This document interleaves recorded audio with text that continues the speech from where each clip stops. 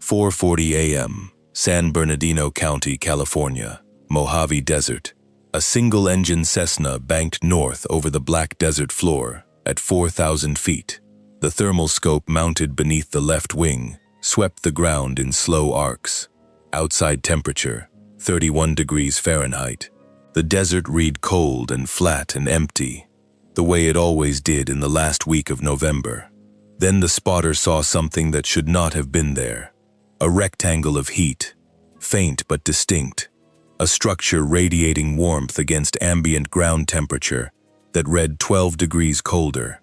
The spotter, a volunteer fire observer named Dana Reyes, logging her 47th aerial pass of the fall fire season, marked the coordinates, checked them against her sector map, and noted the anomaly in the log. The log entry was 3 sentences long. It would eventually be cited in a federal criminal complaint running 112 pages.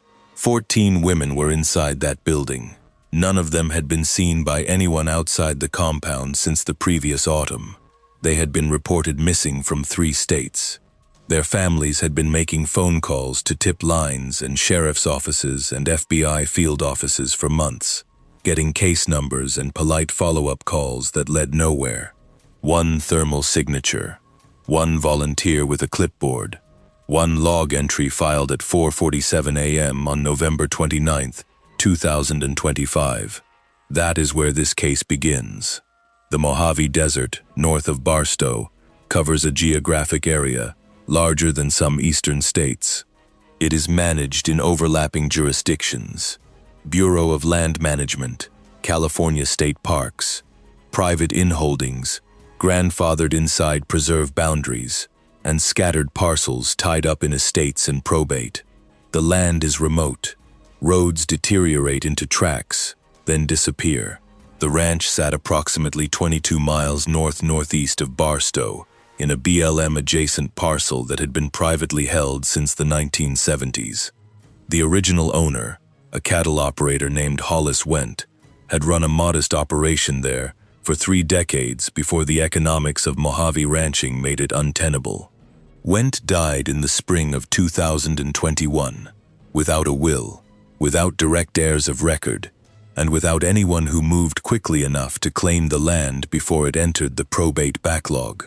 By 2023, the BLM had begun a slow absorption process, the kind of bureaucratic consolidation that takes years and generates paperwork nobody reads unless they have to. The parcel was listed vacant in county records. Utility hookups had been terminated. The access road, a 12-mile stretch of hardpan that peeled off a county maintenance road, had not been graded since 2022. On paper, nothing was out there. What the BLM aerial survey from September 2025 showed, 6 weeks before Dana Reyes filed her anomaly report, was consistent with that vacancy. The main ranch structure, a low cinder block building with a collapsed wood frame addition, a rusted water tank, 2 concrete pads where outbuildings had once stood and been removed, no vehicles, no tire tracks, no thermal signatures at 4 a.m. By November 29th, something had changed. The new structure was approximately 40 feet by 60 feet, a prefabricated steel frame with a corrugated tin roof, the type sold at agricultural supply distributors across the Southwest, assembled by a work crew in a day. Clean tin, no weathering. The thermal scope showed the roof radiating warmth, inconsistent with an unoccupied storage structure. There was a heat source inside. Something was generating power. Dana Reyes had been flying fire watch routes for 7 years. She knew what empty desert looked like. She filed the anomaly report at 5:12 a.m., attached the thermal capture, noted the GPS coordinates, and forwarded it to the BLM San Bernardino field office duty officer. The duty officer flagged it for follow-up and sent it to the standard queue. It sat there for 11 days. What moved it was a deputy with the United States Marshals Service Pacific Southwest Regional Fugitive Task Force, a man named Calvin Dreyer, working a separate caseload on missing persons, cross-referencing with interstate transport corridors. DRE had been running a cluster analysis on missing persons reports filed between October and November of 2025, specifically targeting adult women last seen along the Interstate 15 and Interstate 40 corridor through the Mojave and Sonoran Desert region. The cluster looked wrong. 14 women, ages 22 to 41, all reported missing between late October and mid-November 2025. Last known locations: truck stop diners, roadside rest areas, and gas stations along Interstate 15 between Las Vegas and Barstow, and along Interstate 40 between Needles and Albuquerque. 3 cases out of Las Vegas, 4 out of the greater Phoenix area, 2 from Albuquerque. The remaining 5 from smaller communities in the same corridor: Kingman, Needles, Victorville, Bullhead City. None of the women knew each other. None shared employment, family connection, or residential history. What they shared was geography. All last seen within 80 miles of a stretch of highway that crossed one of the most remote desert regions in the continental United States. Missing persons cases involving adult women generate less urgency in the system than cases involving children. That is a documented institutional reality. Dreher understood it. He had watched these 14 cases sit in separate databases: NENSIC, state VICAP submissions, local sheriff incident reports, with no cross-agency synthesis. The cases had not been formally linked. Each was being worked, if at all, as an isolated event. Dreher linked them. On December 10, 2025, he submitted a formal request to the FBI Los Angeles field office asking for a joint analysis. The same day, pulling routine BLM anomaly reports from the San Bernardino sector as part of his corridor analysis, he found Dana Reyes's thermal report from 11 days earlier. He stared at the GPS coordinates for a long moment. The structure was approximately 9 miles from the nearest paved road. The access route passed through BLM land on a track that did not appear on standard mapping applications. The parcel was listed vacant. The thermal signature showed a building that had not existed 6 weeks before. The "what is that building" question and the "where are these 14 women" question converged in Dreher's case file at approximately 9:15 a.m. on December 10, 2025. He picked up the phone and called the FBI. What the FBI found when they pulled the parcel records took 4 days to untangle. The land was technically in probate limbo, held by a San Bernardino County estate administrator who had been waiting for final BLM acquisition paperwork since the previous spring. But the access road easement, a separate recorded instrument from a 1993 county survey, ran across a small adjacent parcel that was not in probate. That parcel, 8 acres of scrub and hardpan, had been purchased in March 2025 through a limited liability company registered in Nevada. The Nevada LLC was named High Rise Land Management LLC. It had been registered in February 2025.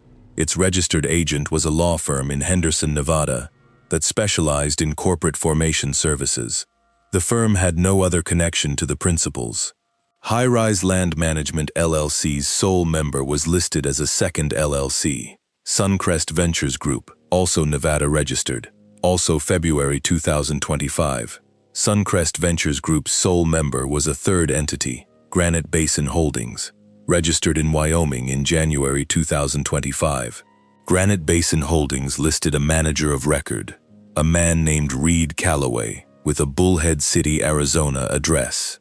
Reed Calloway had a federal record, a 2017 conviction in the District of Nevada for extortion and wire fraud, relating to a protection scheme targeting small businesses in the Laughlin Bullhead City area.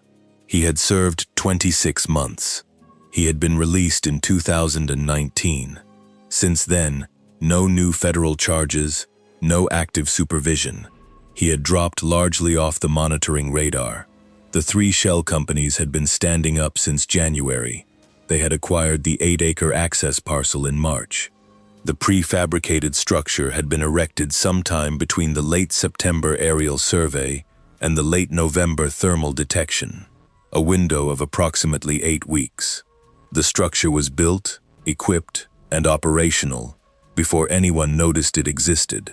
That is worth sitting with for a moment.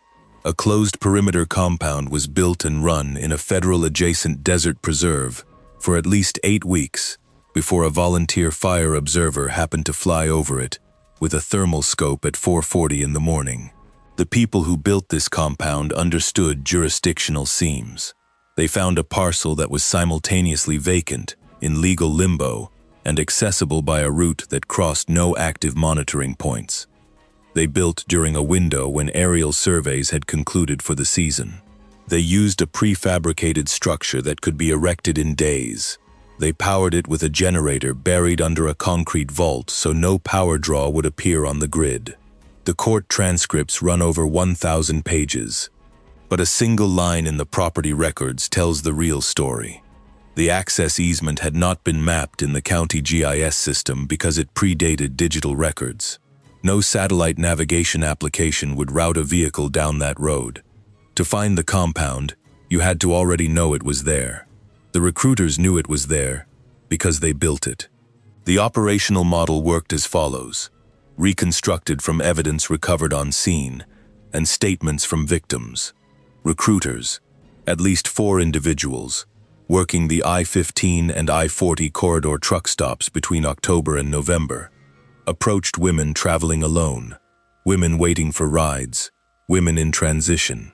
The pitch was described consistently across multiple victim accounts as a work and board arrangement at a desert wellness retreat. Cash pay, room and meals included, a few weeks of work, then transport back to the nearest city. The women were driven into the preserve. Cell phones were collected at the access road. Once on the property, the compound gates, a steel frame structure with a lock bolted to a concrete footing, were secured behind them. No one called their families. No one was seen again until December 22, 2025. The compound had been retrofitted from the original Went Ranch footprint. The buried generator vault ran on a diesel fuel supply stored in a secondary tank under the main structure floor. A satellite internet uplink, buried in conduit running 60 feet from the main building, connected via a commercial VSAT terminal registered to a dissolved Nevada business entity. The prescription sedatives recovered on scene, benzodiazepines and antihistamines in quantities inconsistent with personal use, were consistent with prolonged administration. Medical examiners would later note specific findings in the clinical evaluations of all 14 women. 6 required immediate hospitalization. The compound's paper cover was a reference. Shipping records recovered on scene listed cleaning supply deliveries billed to a dissolved Nevada LLC, creating the surface appearance of a janitorial services operation. The invoices were real. The deliveries had been made. The LLC that sent them had been dissolved the previous summer, but the paperwork trail was designed to look like a dormant business, not a criminal enterprise. The investigators had enough for a warrant by December 15th. Getting the warrant issued took 3 more days, navigating jurisdiction between the FBI, the Marshals Service, and the BLM, confirming that the parcel fell within federal criminal jurisdiction, and coordinating with the U.S. Attorney's Office in Los Angeles. The warrant application ran 78 pages. Dreher spent most of those 3 days running a quiet perimeter assessment. No overt surveillance. The desert's flatness meant any vehicle within a 2-mile approach would be visible from the compound. He used BLM's remote sensing infrastructure, pulling existing weather station camera data from monitoring points that happened to provide oblique sightlines to the access track. On 2 occasions between December 15th and December 20th, he captured thermal signatures of vehicles moving along the access road, a pickup truck, what appeared to be a cargo van. The vehicles were not identified in time to intercept. That was the first major obstacle. Standard vehicle surveillance was impossible without compromising the approach. The agents watching the compound could not get close enough to confirm how many people were inside, how many were outside operatives versus captive women, or whether there were armed individuals on the property. The solution came from a combination of the thermal data and a risk assessment model run by the FBI HRT, the hostage rescue team, based out of Quantico, but forward deployed to the FBI Los Angeles field office. HRT ran 4 scenario models based on the structure layout, the generator position, the access points, and the thermal signatures from the original Reyes report. Their assessment: the outbuilding had 1 primary entrance, 2 ventilated but non-egress window openings, and the generator vault exit as a secondary structural point. 14 thermal signatures consistent with human occupancy had been recorded in a follow-up drone pass at 2 a.m. on December 19th, flown under low observable protocols. 14. All present, all alive as of 3 days before the raid. That drone pass was run without lights, at 300 feet, using a platform smaller than a commercial delivery drone. It took 1 hour and 20 minutes to cover the approach corridor. The data was transmitted via encrypted link to the Los Angeles field office. When the thermal count came back as 14 distinct signatures clustered in the main outbuilding, the room in Los Angeles went quiet for a moment. Then everyone got back to work. Here is what the evidence shows about how the operation was run, and this is where it stops making sense on the surface, until you look at it from a systems perspective. Reed Calloway and the individuals identified in the subsequent indictment were not sophisticated organized crime operators in the traditional sense. Calloway's prior conviction was extortion on a small business scale. The other principals, a man named Dario Vance, a woman named Sheila Moreau, and 2 individuals known at the time only by operational nicknames that witnesses associated with the recruitment role, were not figures with cartel ties or large criminal organizations behind them. They were an extortion crew that had stumbled into a logistics insight. The I-15 and I-40 corridor passed through a dead zone, geographically and institutionally, where a certain type of operation could persist longer than it should. The infrastructure worked because it was invisible by design, not by chance. The shell companies were layered in advance. The access road was researched in advance. The generator vault was built before anyone arrived. This was planned by people who understood how federal oversight worked and where the seams were. That kind of operational planning suggests either prior experience or access to someone who had it. The indictment names 6 individuals. The identity and location of at least 1 person described in victim accounts as a senior logistics coordinator remain unknown as of the date of this production. That is an open question the case has not answered. The FBI HRT breach plan called for a simultaneous entry through the main gate and a secondary element cutting the perimeter fence on the western edge of the outbuilding, the wall opposite the generator vault. The primary entry team would move through the main door. The secondary element would hold the perimeter and intercept any exit through the ventilated openings. A medical staging area was established 2 miles back on the access road, behind a terrain fold that kept the vehicles out of sightline from the compound. 12 FBI HRT operators, 6 US Marshals deputies, 4 support personnel from the BLM Law Enforcement Division, who had jurisdiction over the adjacent federal land and whose participation was both legally necessary and operationally useful for navigation. 2 paramedic teams from San Bernardino County, requested through interagency agreement, staged at the medical point. The brief called for breach at 5:40 a.m. on December 22, 2025, pre-dawn, coldest part of the day. The desert temperature at the breach point was 27 degrees Fahrenheit. Dreher had spent 48 hours trying to identify whether any of the compound's exterior operatives, the individuals seen arriving and departing in the truck and van, would be on the property during the raid window. The vehicle surveillance data was inconclusive. 2 vehicles had been logged, arriving on December 19th. Neither had been confirmed departing before the drone pass at 2 a.m. As of the breach brief, it was possible that there were armed individuals on the property in addition to the 14 victims. The plan accounted for that. It did not make it simpler. 20 minutes before breach, a complication. The secondary perimeter team, moving cross-country on foot from a staging point 600 yards west, reported that the terrain between their position and the outbuilding included a dry wash running north-south that did not appear on the structure assessment maps. The maps had been compiled from satellite imagery and the BLM parcel data. The wash, a seasonal erosion feature, perhaps 4 feet deep and 12 feet wide, was not on any map because it was not on any map. It had probably cut itself deeper in the last wet season.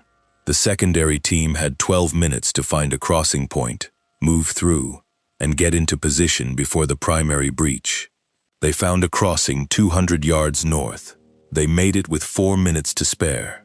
At 5:42 a.m. on December 22, 2025, the primary entry team cut the gate lock and entered the compound. The outer compound area was empty. The generator vault was running. Light was visible under the outbuilding door. The HRT lead called the breach. The door went at 5:43 a.m. Inside, a single large room, divided by 2 rows of prefabricated partition walls, into a central corridor and 4 side sections. Generator lighting, a propane heating unit running in the far corner, the heat source that had shown on Dana Reyes's thermal scope 23 days earlier, a folding table, plastic water containers, and 14 women in 4 of the side sections who had not seen the outside world since autumn. The HRT team's after-action report describes the entry in clinical terms: room cleared, threats assessed, medical personnel requested forward. What it does not describe, because after-action reports do not record such things, is what the room looked like in those first seconds when the door came open. A federal agent who was present described it in a court declaration as, quote, "the quietest room she had ever entered during a breach operation," end quote. There were no exterior operators on the property. The individuals who had been arriving and departing were logistical support. They had made their last delivery 2 days prior and had not returned. The compound was secured in under 4 minutes. Medical personnel reached the building at 5:49 a.m. Triage began immediately. All 14 women were alive. All 14 received on-scene medical assessment. 6 showed clinical indicators, requiring immediate hospital-level care, and were transported by ambulance to the staging point, then by ground to San Bernardino University Medical Center. The remaining 8 were evaluated, treated on scene for dehydration and related conditions consistent with prolonged confinement, and transported to a federal victim services facility in the greater Los Angeles area. The FBI Victim Services Coordinator on scene later described the medical findings in terms used in the subsequent criminal filing. The clinical presentations were consistent with confinement of approximately 162 days. The shortest confirmed confinement period matched to a specific victim was 144 days.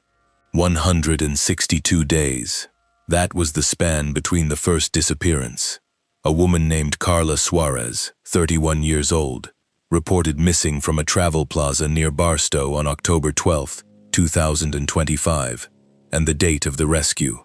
Put yourself in the position of the families who had been making calls for months, getting case numbers, being told their loved one was an adult who could leave voluntarily, being told there was no evidence of a crime, being told to wait.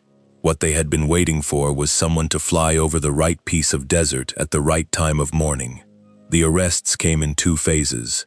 Reed Calloway was taken into custody at his Bullhead City residence at 5:51 a.m. on December 22nd, 9 minutes after the outbuilding door was breached in the Mojave, timed by design. Dario Vance was arrested at a motel in Laughlin, Nevada, at approximately the same time.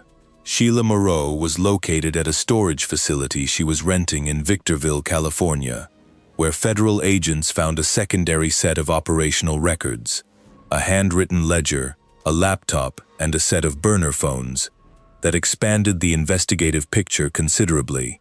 The 2 individuals known by operational nicknames were identified through cell tower records and victim descriptions over the following 72 hours. Both were arrested before the new year. A sixth individual, identified in victim accounts as the person who managed the compound's internal operations, never named in the initial indictment, never photographed, described consistently by multiple victims as male, approximately 50 years old, distinctive build, has not been located. The FBI has not publicly confirmed whether that individual is the subject of an active warrant. As of December 2025, 6 subjects were in federal custody. The compound operations manager was not among them. The financial investigation unraveled through the 3 shell companies in the weeks following the arrests. High-Rise Land Management, Suncrest Ventures Group, Granite Basin Holdings. The Wyoming registration for Granite Basin traced to a business address that was a mail forwarding service. The service's records were subpoenaed and revealed a 4th entity, a Nevada LLC, that had been dissolved in August 2025, 3 months before the first disappearance. That dissolved LLC had a single bank account at a regional Nevada financial institution. The account had received deposits totaling approximately $140,000 over the spring and summer of 2025. The deposits were characterized in the account records as consulting fees from a California agricultural services company. The California company was a single-person LLC that had filed no income tax returns and listed a residential address in Victorville, a residential address that turned out to be Sheila Moreau's. The money trail was not large by federal financial crime standards. The operation was not generating millions. What the financial record showed was a funded, planned setup, the cost of establishing the compound, maintaining the generator, supplying the property, and paying the recruiters. Total expenditure estimated by federal forensic accountants at approximately $92,000 over the 8-month construction and operational period. $92,000. That is what the documented infrastructure cost. The full scope of what that money was intended to generate is still under investigation. The satellite internet terminal recovered from the buried conduit uplink was forensically examined by the FBI Cyber Division. The terminal had accessed a series of commercial and encrypted service accounts. Forensic extraction of the terminal's connection history revealed communication with at least 3 IP addresses registered to commercial VPN services outside the United States. The content of those communications has not been publicly disclosed. The FBI's investigation into the network's external contacts is ongoing. The 14 missing persons cases that Dreyer linked in December had been sitting in separate databases for weeks. Each one was individually plausible as a voluntary departure. Each one fell within the administrative category of an adult who could exercise autonomy over their movements. The institutional assumption built into the reporting system that an adult woman's disappearance is more likely voluntary than criminal is not a malicious policy. It is a structural bias with documented consequences. 14 women vanished from the same corridor in 6 weeks. 14 cases were filed. None were formally linked. Not by the FBI, not by Nevada State Police, not by the Arizona Department of Public Safety, not by the New Mexico State Police. Each agency had their own cases. None had the full picture. Dreyer's cross-agency cluster analysis was not a mandated procedure. It was something he did because he thought it was worth doing. That is not a defense of the system. That is a description of how close this came to not being discovered until spring, or summer, or never. The question is whether the system failed these women, or whether this reflects an institutional problem too large for single reforms to solve. That question has no comfortable answer. The preliminary hearing for Reed Calloway, Dario Vance, and Sheila Moreau was held in the United States District Court for the Central District of California on January 8, 2026. All 3 were held without bail. The charges: conspiracy to commit kidnapping, kidnapping in aid of interstate commerce, forced labor, and conspiracy to commit wire fraud. The 2 recruiters, identified as Marco Ibarra and Terrence Cole, were added to the indictment in a superseding filing on January 22, 2026. The sixth individual, the compound operations manager, was charged in absentia in the same superseding indictment. The federal victim advocates assigned to the 14 women described the recovery process in general terms at a January press conference. All 14 had been identified. All 14 were in contact with family. No further details about individual victims were released, consistent with federal victim privacy protocols. Carla Suarez, the woman who had been missing the longest, the anchor case that Dreyer had first identified in his cluster analysis, was identified in a brief statement released by her family through the FBI Victim Services Office. The statement said she was home. It said nothing else. That was appropriate. One detail that stayed with investigators: the compound had been operational for at least 8 weeks before Dana Reyes filed her anomaly report. The September aerial survey showed an empty parcel. The November thermal detection showed a functioning structure. In between, a 40-foot by 60-foot building was erected. A generator vault was excavated. A satellite terminal was buried in conduit, and 14 women were brought to the desert in a rotation that, based on the confirmed disappearance dates, appears to have begun in early October, 8 weeks. The structure was assembled and the operation was running before anyone in the system had a reason to look. The 14 missing persons reports were filed, processed and sitting in separate databases, while the compound operated 9 miles from a paved road under a clean tin roof that read warm at 4:40 a.m. There is a line in the FBI's warrant application, quote, "No investigative authority conducted a physical inspection of the subject parcel during the period October through November 2025, as the parcel was listed vacant in county records, and no specific investigative predicate for inspection had been established prior to receipt of the BLM thermal anomaly report dated November 29, 2025. End quote. That sentence, in its bureaucratic flatness, contains everything. The parcel was vacant because it was listed as vacant. No one looked because there was no record to prompt a look. The record was clean because the people who built the compound researched the records before they built it. The operation did not exploit a gap in surveillance. It was designed around one. The December 22nd raid dismantled the compound. The generator vault was excavated. The satellite terminal was recovered. The prefabricated structure was documented and then demolished under BLM site reclamation protocols. The access road was gated. The 8-acre access parcel, the one acquired by Callaway's shell companies, was seized under federal civil forfeiture proceedings, initiated in January 2026. The Went Ranch parcel itself remains in BLM absorption proceedings. The probate case is expected to resolve in late 2026. By then, the BLM intends to incorporate it fully into the surrounding preserve boundary. The land will go back to being empty, returning to its designated state. On March 4, 2026, the United States District Court for the Central District of California accepted guilty pleas from Dario Vance and Marco Ibarra. Both entered cooperation agreements with the government in exchange for sentencing recommendations. Vance's cooperation has reportedly provided the FBI with additional information regarding the network's external contacts, the IP addresses accessed by the satellite terminal, though no additional arrests have been publicly announced. Reed Callaway entered a not guilty plea and has maintained it. Trial is scheduled for September 2026 in the Central District.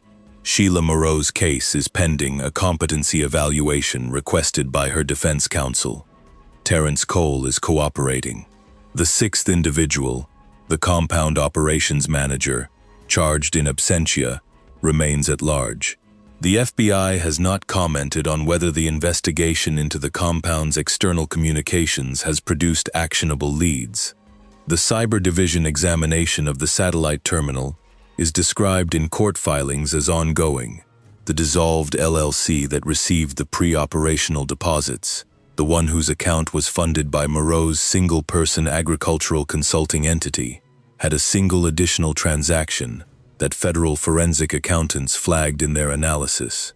In July 2025, 5 weeks before the LLC was formally dissolved, a wire transfer of $11,000 was sent from the account to a recipient account at a financial institution in Mexico City.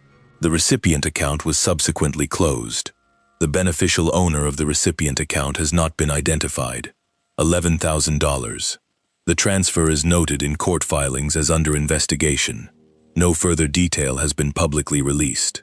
The compound's full recruitment record, how many individuals were approached and declined, how many were approached and escaped before being transported to the property, whether the operation had been attempted elsewhere before the Went Ranch location was selected, is unknown.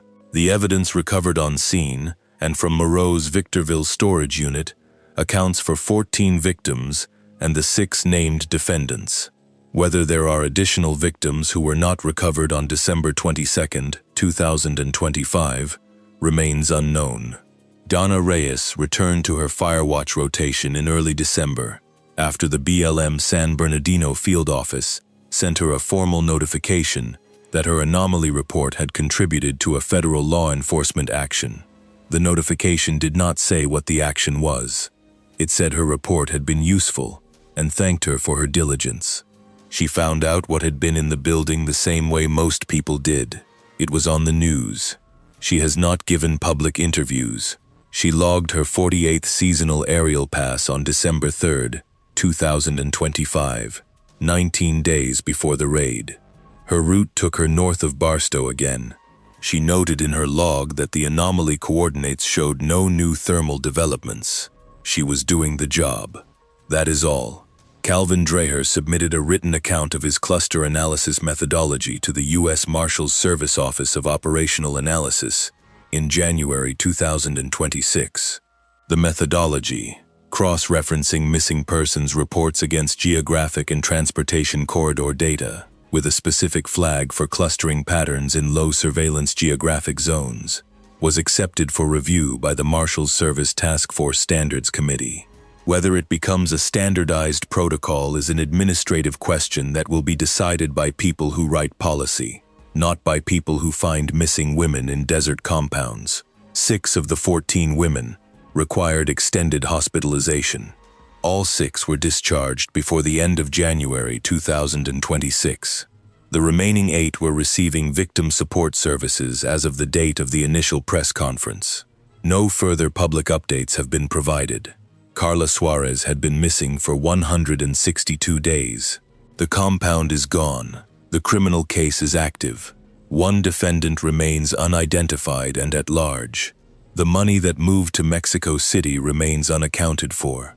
The nature of the network's external communications is under investigation. The 14 women are home. The system that allowed a compound to operate for 8 weeks undetected, the listing, the vacancy record, the separated databases, the missing persons reporting assumption, is the same system that exists today. The compound is dismantled. The seam it was built into is